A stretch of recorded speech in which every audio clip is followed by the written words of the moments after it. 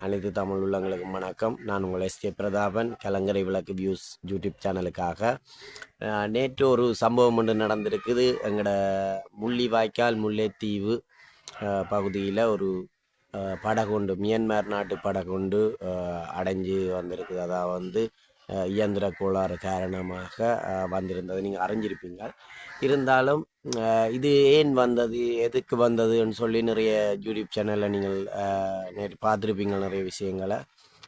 நாங்கள் அதை பற்றி சரியாக அறியாமல் வீடியோ போடுறது அவ்வளவு நல்லதில்லை தானே.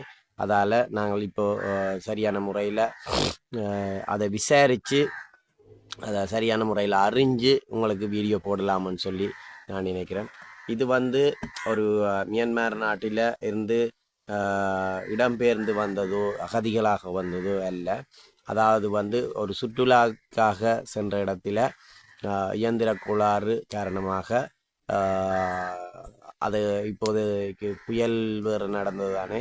இப்போ புயலால் அது இந்த படகு கரை ஒதுங்கி இருக்குது. இயந்திர கோளாறு காரணமாக அங்கே மியான்மர் நாட்டுக்கு திரும்ப முடியாமல் இங்கு இலங்கை நாட்டிற்கு தஞ்சம் புகுந்திருக்கின்றது. உண்மையிலே ஒரு மியான்மர் நாடு அவ்வளவு பெரிய வசதி படைத்த நாடு அல்ல, எங்களை போல ஒரு கஷ்டப்பட்ட நாடு தான். இருந்தாலும் மியான்மர் நாட்டுக்கு எங்களோட சிஸ்டர் தங்கச்சி ஒரு வெளிநாட்டு விஷயமா போயிட்டு வந்தவா, விசிட் பண்ணிட்டு வந்தவா. அதால் மியான்மர் நாட்டில் எப்படிப்பட்ட நிலைமைகள்னு சொல்லி கொஞ்சம் அவாட்ட கேட்டு தெரிஞ்சு கொண்ட நான். மற்றும்படி வேறு எந்த ஒரு இதுவும் இல்லை. இந்த படகு நேற்று நடந்த வீடியோ இப்போ எனக்கு என் நண்பன் ஒரு ஆள் அனுப்பியிருந்தவர். அந்த வீடியோவை இப்போ பார்த்து போட்டு மீதி விடயங்களை கதைப்போம்னு சொல்லி கேட்டுக்கொள்கிறேன். இப்போ பார்த்திங்கன்னா இதுதான் படகு. இப்போ கரையில் நிறைய மக்கள் கூடியிருக்கிறோன்னா, மற்றது இராணுவம், போலீஸ் போன்றவர்களும் மற்றும் கடற்படை போன்றவர்களும் இருக்கின்றன.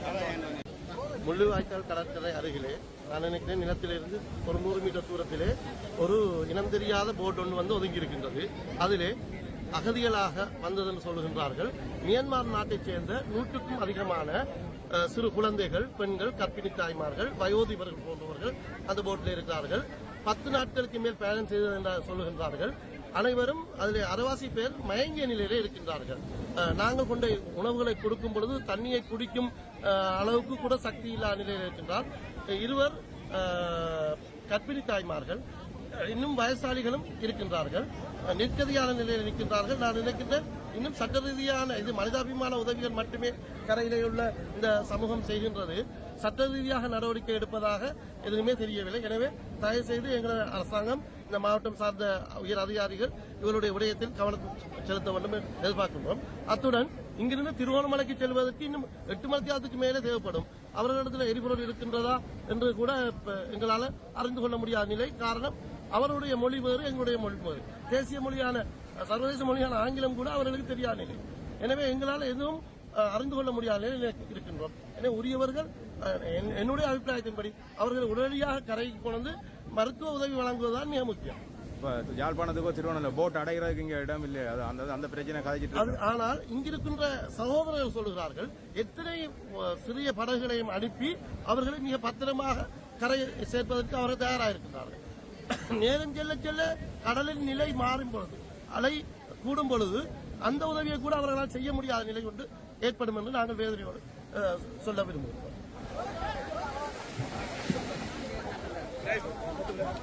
இப்போ பார்த்தீங்கன்னா எங்களோட யூடியூபர்ஸ் மேர், இந்த கடற்படையினர் இப்போ அவர்களுக்கு முதல் உதவிகள் மற்றும் உலருணவுப் பொருட்களை வழங்குறதுக்காக இந்த படகில் போய்கொண்டிருக்கிறோம். இந்த நாட்டில் இருந்து இத்தனை படம் இப்போ வந்துருக்கு. சைட் படம் இப்போ உள்ள படம் இல்லை. என்ன தண்டி வந்தா விளக்கத்தை சொல்லுங்க. யாரு அவன் இருந்திருக்கணும் இந்த நாட்டில். எத்தனை வந்துருக்கு இத்தனை மண்ணில் இறங்கிருப்பான். இது உணவு வழங்குறதுக்காக போயிருக்கணும். இதை அவ்வளவு மக்கள், இராணுவத்தினர் போன்றவர்கள் பார்த்து கொண்டிருக்கின்றார்கள். மற்றும் இராணுவத்தினர் அந்த உலர் உணவுப் பொருட்கள், அத்தியாவசிய பொருட்களை கடல் படையினரிடம் கையளிக்கின்றார்கள். மற்றும் சென்னலாக மக்கள் வந்தபடி தான் இருக்கின்றார். இப்போ பார்த்தீங்கன்னு சொன்னால் இந்த படகினை கொண்டு போய் திருகோணமலையில் நிறுத்தப்பட்டுள்ளது என்றும் இதில் 30 பெண்கள் உள்ளடங்கப்பட்டுள்ளார்கள் எனவும் அறிவித்தல் வந்திருக்கு. மற்றது இந்த கடற்படையினர் மற்றது இவர்கள் வந்து போலீஸார் மற்றும் இராணுவத்தினர் எல்லாரும் ஒன்று சேர்ந்து அனைவருக்கும் ஒரு இந்த மருத்துவ உதவிக்காக மது வைத்தியர்களை உள்வாங்கி வைத்தியர்களிடம் அழைத்து சென்று அந்த மருத்துவ உதவிகளை செய்வதற்காக முயற்சிக்கிறார்கள் என்றும் தகவல் வந்திருக்கின்றது.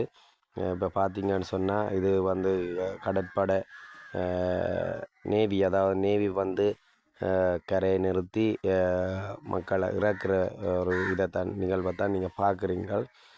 இதில் பார்க்கும்போதே தெரியுது எவ்வளவு குழந்தைகள் எவ்வளவு வறியவர்களாக காணப்படுகின்றார்கள்.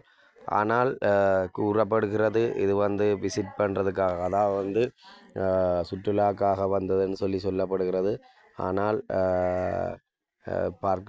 இதை பார்க்கும்போது அகதிகளாகத்தான், அந்த நாட்டில் வசிக்க முடியாமல் வருபவர்கள் போன்றுதான் தெரிகின்றது. ஏனென்று சொன்னால் அனைவரும் ஒரு வறுமைப்பட்ட நிலையில் வறுமைப்பட்டவர்களாக காணப்படுகின்றார்கள். நான் நினைக்கின்றேன் ஒரு பெரிய நாட்டிற்கு இவர்கள் அகதிகளாக செல்வதற்கு முயற்சி செய்திருக்கலாம் என்று யோசிக்கின்றேன். இப்போ பார்த்தீங்கன்னு சொன்னால் மருத்துவர்கள், அதாவது வந்து இந்த கடற்படை மருத்துவர்களால் மருந்துகள் வழங்கப்படுகின்றது. அவர்கள் சுகயினமாக மயக்கத்தில் இருந்தவர்களுக்கு மருந்துகளை வழங்கி வைக்கப்படுகின்றது. அவர்கள் சரம், டிஷர்ட் போன்ற ஆடைகளையும், நான் நினைக்கின்றேன் இவர்கள் முஸ்லீம் இனத்தவர்களைச் சேர்ந்தவர்களாக இருக்கலாம் என. என்னென்னு சொன்னால் தலைக்கு அந்த துண்டை மூடிக்கொண்டு இருக்கின்ற படியால் அப்படித்தான் நான் யோசிக்கின்றேன். இதில் அதிகமானவர்கள் வயோதிபர்களாகவும் குழந்தைகளாகவும் பெண் வயோதிபர்களாகவும் காணப்படுகின்றார்கள். மேலும் இந்த வீடியோக்களை பார்ப்பதற்கு மற்றும் இந்த இராணுவத்தினர் போன்றோர் நான் நினைக்கிறேன் இந்த கடற்படை தளம் என்று நினைக்கிறேன். இராணுவத்தினர் மற்றும் அதிகாரிகள் அனைவரும் கதைக்கின்ற வீடியோக்களை பார்க்கின்றீர்கள் அவர்களுக்கு உதவுவதற்காக. இது வந்து மருத்துவம் நடைபெறுகின்ற இடம். சரி நண்பர்களே, இப்போ பார்த்துருப்பீங்கள் அங்கே என்ன நடந்தது. இவ்வளவு பெரிய ஒரு படகு வந்து கரையொதுங்கி இருக்குது. இதில் வந்து 108 நபர்கள், அதாவது வந்து குழந்தைகள் வயோதிபர்கள் உட்பட 108 பேர் வந்து இங்கே வந்து கரையொதுங்கி இருக்கணும்னு சொல்லி தெரிகின்றது. இருந்தாலும் அந்த அவர்களுக்குரிய முதலுதவிகளை எங்களோட நண்பர்கள் மற்றது எங்களோட கடற்படை மற்றும் இராணுவம், போலீஸ் போன்றவர்களோடு எங்களோட யூடியூப் சேனல்காரரும் நிறைய பேர் உதவி செய்தவைகள், அத்தியாவசிய பொருட்களை கொண்டு போய் கொடுத்தவையலாம்னு சொல்லி நான் அறிஞனான். இருந்தாலும் அவர்களை கரையே கூட்டிக் கொண்டு வர மறுத்து விட்டார்கள் என்றும் கூறப்படுகின்றது. அது ஏன் என்று விசாரித்த இடத்தில் அது சட்டம் அப்படித்தான்.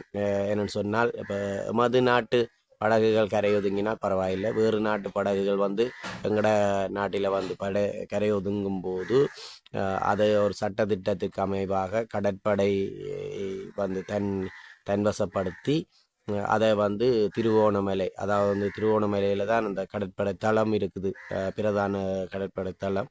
அந்த பிரதான கடற்படை தளத்துக்கு கொண்டு சென்று அவர்களுக்குரிய விசாரணைகளை நடத்தி அவர்களை நாட்டுக்கு அனுப்புகிறதா இல்லைன்னு சொன்னால் உள்ளே போட வேண்டிதான் பெருமான்னு சொல்லி தெரியல. உண்மையிலேயே நாடு விட்டு நாடு வந்தால் முதல்ல வந்து என்ன செய்வினோம், அவர்களை ஜெயிலில் தான் போடுவினோம். போட்டுட்டு தான் அதுக்கு பிறகு தான் விசாரணை நடந்து உண்மையிலேயே இயந்திர கோளாறு காரணமாகத்தான் வந்தவைகளா இல்லைன்னு சொன்னால் வேறு ஏதாவது காரணங்களாக வந்தவர்களா என்று விசாரித்துவிட்டு அந்த நாட்டினுடைய எம்பசிக்கு அறிவித்து அவர்களை அந்த நாட்டுக்கு அனுப்புவார்கள் என்று நான் நினைக்கின்றேன். மற்றும்படி வேறு விடயங்கள் இன்னும் தகவல்கள் கிடைக்கவில்லை. கிடைத்தால் அடுத்த வீடியோவில் அந்த தகவல்களை நான் சொல்லுவேன் என்று கூறிக்கொண்டு, இன்னும் வேறு சுவாரஸ்யமான விடயங்கள் ஏதாவது வந்தால் அதை பற்றி நாங்கள் கதைப்போம். நான் கதைக்கிறது உங்களுக்கு பிடிச்சிருந்ததுன்னு சொன்னால் எங்களோட யூடியூப் சேனல், எங்களோட வீடியோஸ்கள், நான் போகிற வீடியோஸ்கள் பிடிச்சதுன்னு சொன்னால் நீங்கள் லைக் பண்ணி கமெண்ட் பண்ணி சப்ஸ்கிரைப் பண்ணுங்கள். பண்ணினீங்கன்னு சொன்னால் தான் நாங்கள் வளர்ந்து இன்னும் பல வீடியோக்களை போட முடியும். நான் முதலே சொன்ன மாதிரி நான் ஒரு ஃபோனை வச்சு தான் இந்த வீடியோக்களை எடுத்து போடுறேன். மேற்படி நான் அது இன்னும் எனக்கு அந்த யூடியூப்பால் வர காசு இன்னும் கிடைக்க இல்லைன்னு சொன்ன மனிசேஷன் ஆக இல்லை. இப்போ தானே நாங்கள் ஆரம்ப யூடியூபர்ஸ், அதனால் இன்னும் அந்த இது கிடைக்கல. விரைவில் எனக்கு அது கிடைச்சா நான் அதையும் ஒரு வீடியோவாக போடுவேன் என்று கூறிக்கொண்டு எல்லாரும் சப்போர்ட் தாங்க என்று கேட்டுக்கொண்டு விடைபெறுகிறேன். நன்றி, வணக்கம்.